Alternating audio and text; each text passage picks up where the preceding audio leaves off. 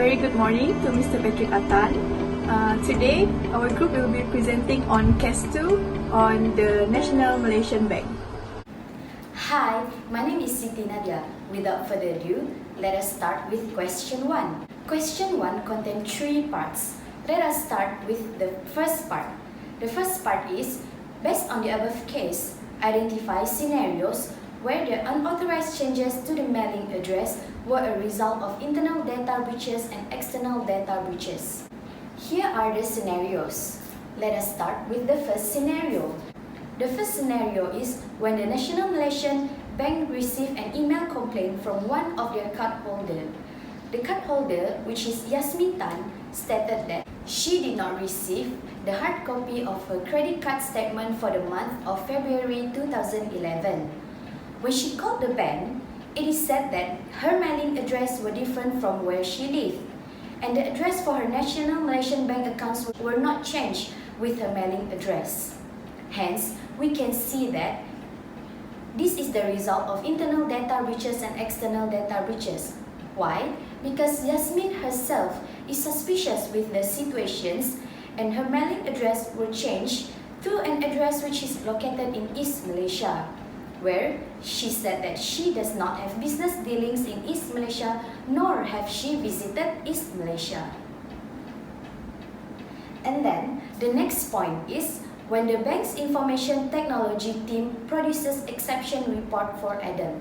What is an exception report? An exception report is a document that states those instances in which actual performance is different from expectations, usually in negative way. Johan, which is the internal audit manager, suggests Adam, the manager of the credit card services, to perform credit card customer database checking. The results showed that there were 80 different customers whose credit card account mailing address differs from the mailing address of their other bank accounts, which is the current situation faced by Yasmin Tan.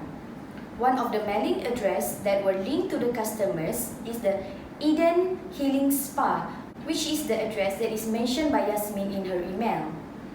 Hence, we can see that this is the result of internal data breaches and external data breaches because none of those mailing address changes were evidenced by either a completed change in personal details form or proof of identity documents, which means that the policies and procedures of change in address requests were not followed.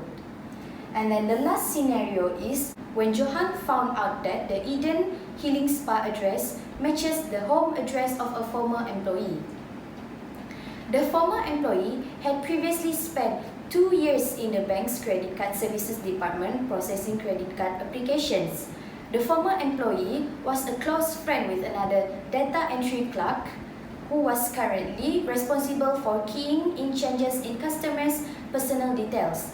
Hence, this is the result of internal data breaches and external data breaches because there is the possibility that there was a collusion between the former employee and the data entry clerk due to the positions they hold. Okay, move on to the second part of this question. And the question is, what internal controls could have prevented the data breaches? Here are the internal controls, which is first, authorizations, and second, security of assets. First, we will start with authorizations. Authorizations is the power granted to an employee to perform tasks. For example, management will authorize employees to perform certain transactions within limited areas. For this case, in order for the bank to change the customer's personal details, such as mailing address, after receiving an original identity document, as proof of his or her identity, the change of personal details form must be authorized by authorized personnel. This is to avoid data breaches by irresponsible employees. The second one is security of assets. Security of assets is the access to the bank's equipment, inventories, securities, cash, and other restricted assets. For example, only authorized personnel are given the access to the bank's assets. For this case, in order to prevent data breaches, only certain employees are allowed to have access to the bank's data and information. This is where Adam immediately assigns the data entry clerk to a less data sensitive task for the next month because the data entry clerk is suspected to have breached the internal data and external data. Okay, next is the third part of this question, and the question is, what internal controls could have detected these data breaches? There are 2 points here. The first one is reconciliations and second is audits. We'll start with reconciliations. Reconciliations is where an employee relates different sets of data to one another, identifies sets of data to one another, identifies and investigates differences, and takes corrective action when necessary. For this national Malaysian bank, the bank did the credit card customer database checking and they have found out that there are differences in 80 different customers' information. Based on the data and information detected, the bank have taken necessary actions to avoid this kind of situations to happen in the future. And then the next point is audits. Audit is an official inspection of an organization's accounts, typically by an independent body. For this case, in order for the bank to detect data breaches, is through internal audit and external audit, but more to internal audit, because external audit is incidentally concerned with the prevention and detection of fraud in general, but is directly concerned with when financial statements may be materially affected. Whereas for internal audit is directly involved with the prevention and detection of fraud in any form or extent in any activity review. By having an internal audit function in the bank, they will be able to detect any fraud occur in the bank. So now for question 2, what do you propose that the National Malaysian Bank should do to prevent further unauthorized changes in customers' personal details? In our opinion, the action that should be taken to prevent further unauthorized changes in customers' personal detail is by limiting the employees' access to clients' data by the top management who is not directly involved with the entering of clients' data in the company. This can be done by frequently changing the password of the office computers and changing the person in charge of the authorization. Hence, when the employees leave the company, they would no longer have access to the customers' data and details since the password have been changed. This can prevent the former employees who had access to the office computers before from stealing and make use of the client's data for illegal purposes, and also can restrict the person in charge from obtaining the client's data for illegal use since that person have limited time and access on the data. In this case, it was the former employee who recently left the company that was responsible for the fraudulent activity that involves the use of the credit card. That employee was also close friends with the data entry clerk who had been assigned to a less data sensitive work to prevent further changes in the client's credit card details. If the password or the people in charge are changed frequently, the unauthorized changes in customer personal details can be prevented in the future. Besides that, the top management of the bank should also regularly monitor the behavior of the employees. According to the Australian Federal Police, they have identified 5 indicators of employees that might financially taking advantage of the business. One of the major indicators is the employee might abruptly or suddenly resigns or leave the company, especially when that employee had access towards the office computer before. For the top management of the bank, upon hiring the employees, they should make it compulsory for the employee to give a period of notice prior to their resignation. In this period, the top management can take action by resigning the employee and their colleagues in the same department to a different job scope. Another indicator is the employee who had access towards the client's data work long and unusual hours. The top management should also be closely monitoring the employees and restrict their working time to a standard working hour. By taking this action, it should be able to prevent further changes in the client's personal details that occurred in this case. And then finally, another action that can be taken by the top management is by hiring a professional in IT security. These professionals are capable of monitoring the data flow used by the employees who had access towards the client's data. They can also assist the top management in detecting any fraud by the employees, such as installing a screen recorder in all of the office computers. At the same time, the top management can also monitor the behavior of the employee by identifying the pattern of accessing data by the employee with the help of this professional IT security. By taking this action, this can prevent further unauthorized changes in the customer's detail by the employee, as they know fraudulent activities can be easily detected when a professional IT security has been hired. Next, who do you think is responsible for these preventive measures? For these preventive measures, while accountability starts with the CEO and the board of directors, cybersecurity is a shared responsibility across every function and level in an organization. Cybersecurity is a practice culture within the organization that must start at the top. If management does not take cybersecurity seriously, neither will the frontline employees. You can have all of the latest tools in the world, but without human participation, the ROI of implementing them will never be fully recognized.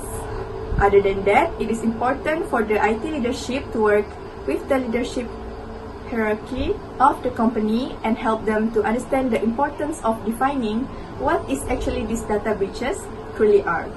For many organizations, this is derived from legal and regulatory responsibilities. Defining the company's acceptable risk level falls to management because they intimately understand the company's business drivers and the corresponding impact of these business objectives are not met. Once the risk level is properly defined, you can then determine your duty of care responsibility. Duty of care refers to the action or steps that a reasonable person would take in order to protect against a data breach. Duty of care helps define the balance between what security measures necessary to prevent foreseeable harm to others without posing an unreasonable burden upon the business itself. It is the responsibility to meet an obligated duty of care that will be the counterpiece of any sort of resulting litigation. That's all for question 2. Now, move on to question 3.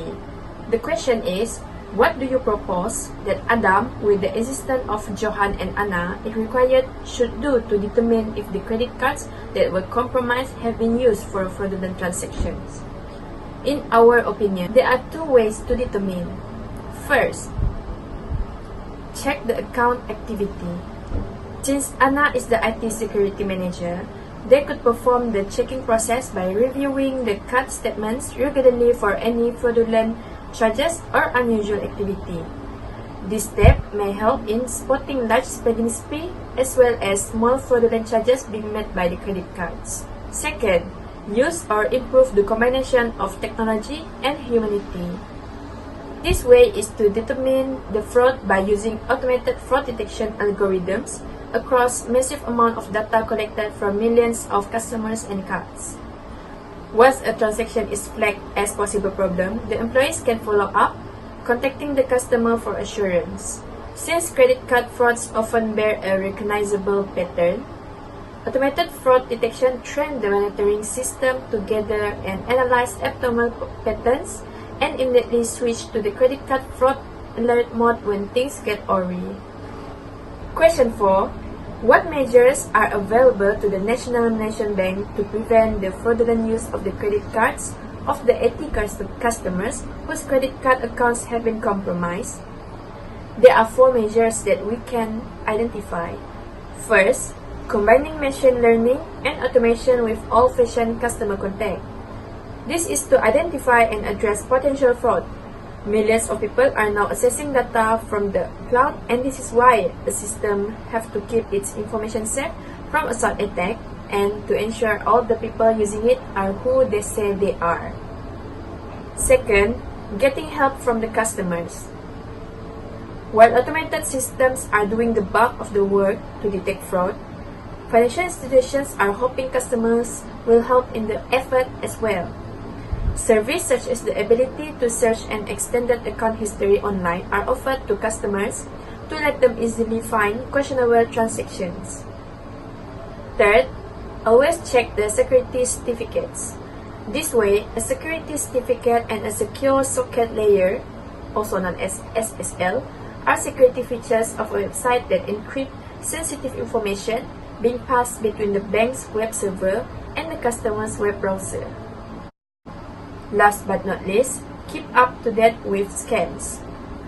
Hundreds of scams are developed every day and some are easier to identify than others. Keeping up to date with scams or latest scams will empower the bank to identify a scam straight away and prevent the fraudulent use of the credit cards. So we've come to the last question of this assignment. So the last question is, what are the possible consequences of organizations disclosing data breaches to the public, and what are the possible consequences of organizations not disclosing data breaches to the public? Answering the first question, what are the possible consequences of organizations disclosing data breaches to public? So the first one, it will be declining in customers' confidence, and the second one is create awareness, and lastly, it will be able to protect organizations' reputation. And the second question, the points that I've listed are, when the organizations not disclosing data breaches to the public, they are not being upfront and honest to the public, and also it will be against the law. When organizations choose to disclose the data breaches to the public, of course, it will affect the confidence of the customers. It will be declining.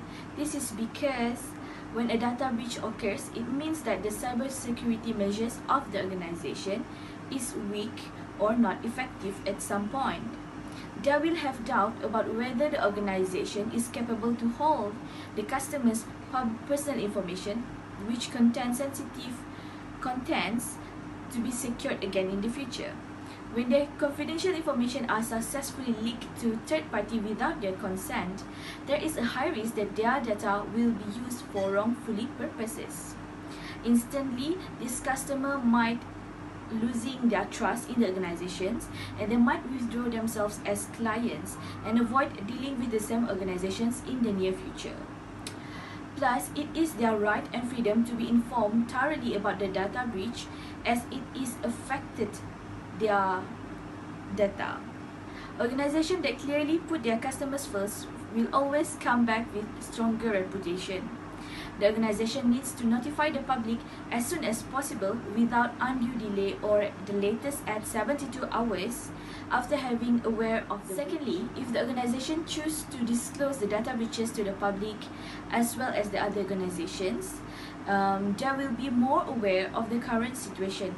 For example, when the organization release a notification about the data breaches, then the other organizations might take precaution steps to avoid them being attacked or being hacked by the same hackers or anything else.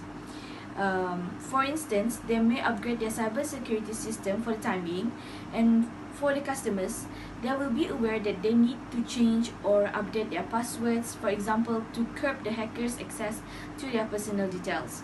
They can also take steps to reduce the chance that their information will be misused. As a result, people who are notified early can take steps to limit the damage later on. At the point of disclosing news about the data breach, the organization's wording must be wise, and they must inform the public using the right and effective medium. For example, like they might be using a phone call, through messaging, emails, or update the public through website. Thirdly, if the organization chooses to disclose the data breach to the public as soon as possible, then this will at the same time protect their reputation.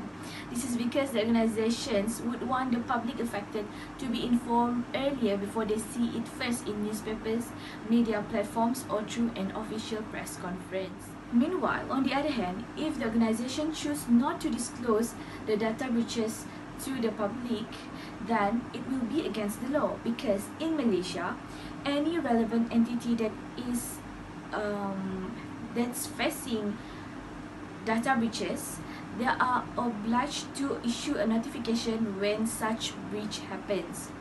They need to inform the individuals or parties whose data has been breached and also to the relevant authorities, because if they inform, this would be in line with such good corporate governance. In 2013, the Personal Data Protection Act 2010, set by Malaysian Bar, was implemented to protect personal data of people. So, if the organization failed to report the public about the data breach, then there will be charge penalty. Lastly, if the organizations choose not to disclose the public regarding the data breach, then they will be considered as not being honest and upfront to the public, because it is their right to know whether their data are being affected or stolen. If it is taking too long for the organization to issue statements to the public, that will make the organization look like it has something that they hide. Thus, it is better for the organizations to release details like which data are stolen, which customers are affected, can the stolen data be recovered, how did it happen, and so much more. Plus, the organization need to be open all about it from A to Z, and to improve their transparency, as it also helps the law enforcement with their investigations. In the end, the organization's credibility will be at stake and will affect future endeavors with related parties. That's all from us. Bye!